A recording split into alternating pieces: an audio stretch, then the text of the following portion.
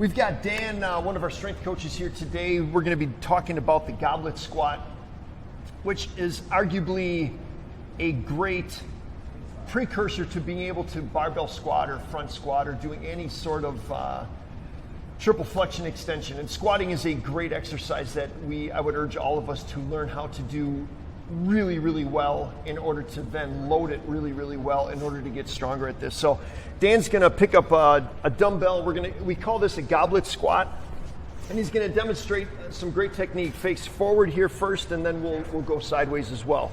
So he's screwing his feet into the floor, he's loading his hips first, and then he's just dropping into it, keeping a tall chest. And you can see he's breaking parallel. His hips, let's do another one, are dropping below his knees, which is awesome. Let's go sideways now. And you can see that his head, his mid-back, and his tailbone are all staying in the same alignment. So drop into that, again, loading his hips, tall chest, and he's breaking parallel. Now show us a goblet squat that might indicate either the hips are weak, there's a lack of mobility in ankles or somewhere along the chain. What often happens? Yeah, we're gonna see that extreme bow forward and then up. You've probably often heard, don't let your knees come in front of your toes. There's a long story behind that. It's not actually true. If you load your hips first and you've got your glutes working, your ankles are gonna flex and your knees will automatically drive forward. So let's go down, load your hips, and your knees are gonna drive forward. Now you can see as I have him hold this for a moment, his knees are in front of his toes. He's perfectly safe. And let's come on up out of that.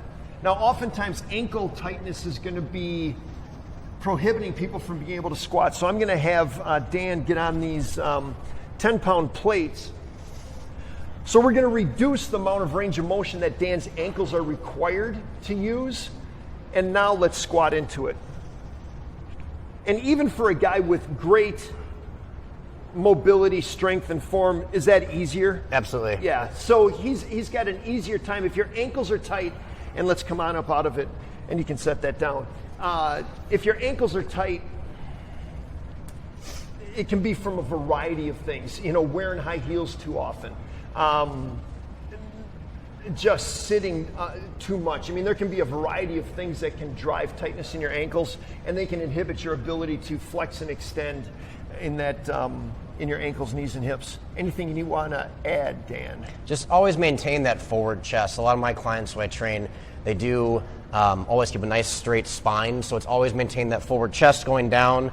Make sure your back is straight. Never want to have that arch like Pete talked about. Just keeping that chest up and forward back. Yeah. So goblet squats. Great start. You can use dumbbells, you can use a kettlebell, you can use something that you have at home holding in that front rack position. Thank you, Dan.